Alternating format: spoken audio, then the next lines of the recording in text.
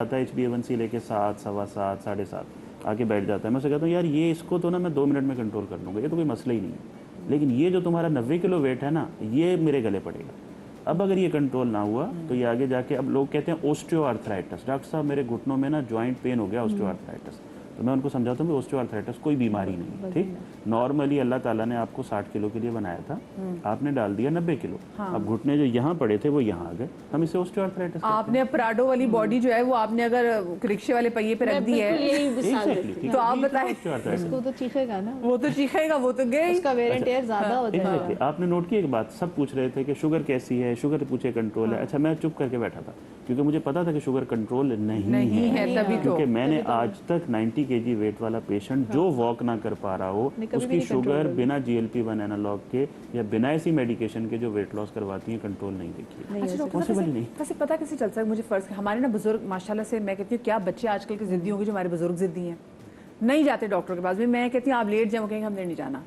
हमें अलामात बता दें कि कहाँ से हमें अलार्म हो जाना चाहिए कि अच्छा भी इनको शुगर का इशू हो सकता है। बिल्कुल, वेट ज़्यादा है पहली बात, फैमिली हिस्ट्री है आपके अंदर शुगर की। दूसरी बात, तेज़ी से वज़न बढ़ा है या गिरा है, पैरों में जलन होना शुरू हो गई है, सनसनाहट होना शुरू हो गई है, यूरिन ज़्यादा आने लगा है, प्यास ज़्यादा लगने लगी है, भूख ज़्यादा लगने लगी है। इतने सारे सिम्टम हैं कि उसमें से कोई भी एक सिम्टम अगर आपको हो जाए, और इंटरेस्टिंगली अगर आपको कुछ भी नहीं है, शुगर को हम लोग क्या कहते हैं, साइलेंट किलर। लोगों को कुछ नहीं होता, अचानक से स्क्रीनिंग करवाई, पता चला कि शुगर हो गई। और इतनी सस्ती है स्क्रीनिंग, आप एक ग्लूकोमीटर उठा लें, उस ग्लूकोमीटर से शुगर चेक कर लें, खुद भी कर सकते हैं, खुद ही ग्लूकोमीटर से चेक कर लें। अगर आपकी बहुत हाई आ गई है ना, कन्फर्मेटरी रीडिंग जरूर चाहिए होगी। ग्लूकोमीटर की बेस पे हम डायग्नोसिस कभी नहीं बनाते, लेकिन एटलीस्ट पता तो चल जाता है। अगर आपकी नॉर्मल आ रही है तो आपको जाके लैब में रिपोर्ट करवाने की जरूरत ही नहीं है, लेकिन अगर आपकी बढ़ी हुई आ रही है तो आप जाके लैब में रिपोर्ट कराएंगे, आपको पता चल जाएगा। कितना आसान काम है, 25 रुपए की स्ट्रिप आती है, 30 रुपए की, उससे अगर आप महीने में एक दफ़ा भी चेक कर लेंगे 40+ में। 40+ में वैसे इंडिकेशन है, लेकिन अमेरिकन डायबिटिक एसोसिएशन कहता है कि अगर आपका बच्चा 10 साल से ज़्यादा का है, एशियन है और ओवरवेट है, तो 10 साल से ज़्यादा उम्र में आप टाइप 2 डायबिटीज़ की स्क्रीनिंग शुरू करें। 10 साल। हमारे तो इतने बच्चे ओवरवेट चल रहे हैं और हम क्यूट के चक्कर में बच्चे को शुगर सब कुछ बीमारी दे रहे हैं। पाकिस्तान में 40% बच्चे जो हैं वो चाइल्डहुड ओबेसिटी का शिकार है। वो भी क्यूटनेस के नाम पे ना। डॉक्टर साहब आपने भी तो देखा होगा ना, कहते हैं ना कि हमें कहते हैं कि बच्चा बहुत गोलू है, गोलू इज नॉट गुड, हेल्दी होना इज गुड, गोलू इज नॉट गुड। मैं तो देखा जितना गोलू है उतना ही नुकसान की तरफ है। अब लोग कहते नहीं हमारा बच्चा छोटा भी नहीं, उसकी वो वट नजर आए ना बच्चे के, अरे भाई बच्चे के माइलस्टोन्स हो जाएंगे, बच्चा चलना लेट शुरू करेगा, बहुत स्लो होते हैं, फिजिकल एक्टिविटी उनसे नहीं हो पा रही होती, ब्रेथलेसनेस। आई हैव सीन, जो है मेरा स्कूल भी एक्चुअली, तो मैंने बहुत सारे बच्चे इस दफ़ा, जितने भी, आप यकीन करें कि 5 इयर्स की बच्ची 30 किलो वेट, और मदर, मैंने कहा, मैंने वैसे ही हैरान होकर पूछा, मैंने कहा इसका 30 kg है, ये 5 साल की है।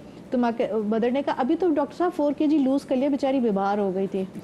अच्छा, मेरी दोस्त, उसका माशाल्लाह से बेटा इज लाइक 9 years old और उसका वेट 50 kg, यानी कि इसकी बोन्स का वेट है। No, not at all, not at all, ये सारा फैट है। ये मुझे बताएं ताकि मैं उसको भी अलार्म करूं, क्योंकि मैंने कहा 50 kg is a lot weight. देखिए आप जैसे डॉक्टर साहब ने बताया, इसकी बोन्स है। ग्रोइंग एज में अगर आप वेट पुट ऑन कर रहे हैं तो आपका सब कुछ स्लो हो जाएगा, हाइट भी रुकेगी, हार्मोनल इश्यूज भी होंगे। पीसीओएस का सबसे मेन फैक्टर, बीइंग गायनेकोलॉजिस्ट, हमारा पहला सवाल ये होता है कि आपने प्यूबर्टी के अराउंड वेट गेन तो अच्छा, नहीं। लड़कियों को तो जो हम कहते हैं पीसीओएस हो गए, लड़कों को क्या होता है, हम लड़कों के वेट की बात करते हैं, वो उसका भी तो बताया ना जरा। देखिए उनकी भी काफ़ी सारी चीज़ें डिले, सबसे पहले तो उनकी हाइट रुक जाती है ना, और उनके माइलस्टोन्स भी, जो प्यूबर्टल उनकी चेंजेस होती हैं वो भी बहुत डिले होती हैं, और ओबेसिटी की वजह से वो भी उतने ही रिस्क फैक्टर पर हैं, डायबिटीज़ और हाइपरटेंशन के और ओबेसिटी, मेटाबॉलिक सिंड्रोम के, जितना लड़कियां। इसमें इतना कोई ज़्यादा डिफरेंस नहीं कि मेल और फीमेल में ज़्यादा प्रेवलेंसेस है, तकरीबन इतना ही है, जिनकी वजह से कुछ ज़्यादा ही प्रोटेक्शन मिल जाती है फीमेल्स को प्री मेनोपॉजल एरिया में। इसमें मैं एक चीज़ ऐड करना चाहूँगा, अगर आप इजाज़त दें। डॉक्टर साहिबा विटामिन डी की बात कर रही थी, हमारा 90% पॉपुलेशन विटामिन डी डिफिशिएंट है। विटामिन डी डिफिशिएंसी का डायरेक्ट रिलेशन है टाइप 1 डायबिटीज के साथ। टाइप 2 डायबिटीज के साथ तो है, ये तो बड़ा सबको पता है, ठीक है। हम टाइप 1 डायबिटीज जो छोटे बच्चों को हो जाती है, जिसमें जो है दिन में 4 दफ़ा इंजेक्शन लगाना पड़ता है और लाइफ लॉन्ग लगाना पड़ता है, उसके साथ डायरेक्ट रिलेशन है विटामिन डी डिफिशिएंसी का। और हमारे लोगों को ये भी नहीं पता कि मदर मिल्क जो होता है वो विटामिन डी डिफिशिएंट होता है। अगर आप एक्सक्लूसिवली फीड करवा रहे हो बच्चे को फर्स्ट 6 मंथ को छोड़कर, उसके बाद अगर आपको प्रॉपर विटामिन डी बच्चे को नहीं दोगे तो बच्चा विटामिन डी डिफिशिएंट हो जाएगा। यानी कि माँ के दूध में विटामिन डी किसी भी दूध में विटामिन डी किसी भी नहीं दूध है, में है। विटामिन डी ये आपको जरा एक्स्ट्रा देना पड़ता है। लोग सुन लें, क्योंकि अक्सर लोग कहते हैं ना जी माँ जो है ना, माँ की फीड में जो है वो बच्चे की बहुत सारी बीमारियों का इलाज है, बच्चे बीमार नहीं पड़ते। मैंने कहा फिर हमारे बड़े की बीमार होते थे ये कि सही बात। ये अपने आसपास हमने माँ का दूध पिया, हम की बीमार हो रहे हैं। माँ का दूध बहुत अच्छा है, लेकिन उसमें उसकी लिमिटेशन हाँ, लेकिन हर हम हर चीज को लाइफ लॉन्ग कर देते हैं ना। हाँ एग्जैक्टली। उसमें आयरन भी इतना नहीं है, उसमें आयरन का कंटेंट भी इतना नहीं। ये भी तो देखना है कि वो माँ के अंदर भी कोई डेफिशिएंसी ना हो ना। हमारे तो माओ के अंदर भी तो इतनी डेफिशिएंसी है। ये तो ये माँ बहुत अगर ज्यादा फीड करा रही इम्पोर्टेंट हो है। और विटामिन डी उसको ना दिया जा रहा हो माँ को, तो अल्टीमेटली माँ का ऑलरेडी विटामिन डी डिफिशिएंट होगी। तो बेबी के अंदर जो थोड़ा बहुत होता है ना विटामिन डी, एक गिलास के अंदर विटामिन डी की जो टोटल क्वांटिटी होती है ना वो 40 इंटरनेशनल यूनिट होती है। अच्छा। 40 और पर डे की जो रिक्वायरमेंट है सिर्फ RDA, यानी कि ये नहीं कि किसी की डिफिशिएंसी की रिक्वायरमेंट जो नॉर्मली हमें चाहिए वो है 400 to 600 इंटरनेशनल यूनिट। यानी इतना फर्क है। दूध में कैल्शियम बहुत होता है मानते हैं, लेकिन पता नहीं ये कॉन्सेप्ट बन गया है कि दूध में शायद विटामिन डी भी होता है। असल में पहले बच्चों को ना धूप में ले जाते थे। याद करें पुराने जमाने में क्या होता था कि बच्चे को मालिश करके सुबह की धूप दी जाती थी, जिससे विटामिन डी एब्जॉर्प्शन, जी हम बिल्कुल एब्जॉर्प्शन बहुत 12 बजे की धूप को समझ रहे होते हैं। नहीं वो तो सुबह और असर और वो सिर्फ फजर की रंग साड़ सकती है असर और आपका। फजर, हाँ। आपका रंग सड़ेगा, फिर डॉक्टर बिल्किस के पास जाएंगे हमारा रंग पूरा करने, तो नहीं। उसके लिए सुबह एक ही early जुमला morning। होता है कि फजर और असर की हाँ बिल्कुल। हाफ एन आवर अगर आप पूरे वीक में हाफ एन आवर भी किसी टाइम पर भी एक्सपोज और नॉट, उसमें भी कहते हैं जी हम तो धूप में फिर रहे थे, बच्चा बिठाते पूरे कपड़े पहना के बच्चे को बिठा के तो भी कोई कुछ भी फायदा नहीं नहीं। होगा। स्किन एक्सपोज होनी चाहिए, स्किन पे धूप एब्जॉर्ब होनी चाहिए, तब आपका विटामिन D3 कन्वर्ट होगा। सही। और विटामिन डी को एब्जॉर्ब करने के लिए हमें एक और चीज भी चाहिए, which is K2 K2। Vitamin K की भी जरूरत होती है। K2 तो बेसिकली जब आप बाहर से विटामिन डी ले रहे होते हो ना, उसके साथ अगर कनेक्टेड वो होता तो है अल्लाह तो ताला की benefit तरफ करता से है ना, वो तो फिर वो तो हमारा इसके अलावा वैसे ही बन रहा विटामिन होता है। D3 का टेस्ट इज वेरी एक्सपेंसिव, तो हम जो एम्पेरिकली दे देते हैं, क्योंकि देखिए जितनी भी हमारे पास फीमेल्स आती हैं वो एक तो उनके घरों में धूप नहीं होती और बाहर निकलती तो फुली कवर्ड अबाया, वो भी ब्लैक अबाया। अच्छा एक चीज मैं कहना चाहूँगी, ये जरा हाँ।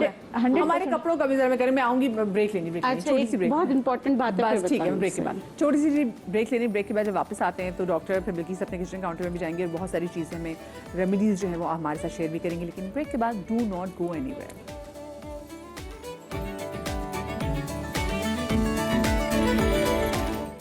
जी ब्रेक के बाद आपको एक बार फिर से खुश आमदेद कहते हैं जनाब। आजकल जो वायरल बीमारियों के हवाले से हम बात करें और साथ में जो शुगर है, जो दिल के अमराज हैं, उस हवाले से हम बात करें। थायराइड भी जो है इसमें आ रहा है, क्योंकि ऑफकोर्स थायराइड के हम देख रहे हैं कि आजकल जो केसेस हैं बहुत ज़्यादा बढ़ रहे हैं। और थायराइड एक ऐसी बीमारी है जिसके बारे में जो लोग हैं वो ज़्यादा ना जानते हैं और ना ही लोग ज़्यादा उसकी तशखीस की तरफ जाते हैं कि जी हम ज़रा चेक करवा लें कि थायराइड, जो हमें लग रहा था कि थायराइड के ना ओ हो गले की कोई बीमारी होगी।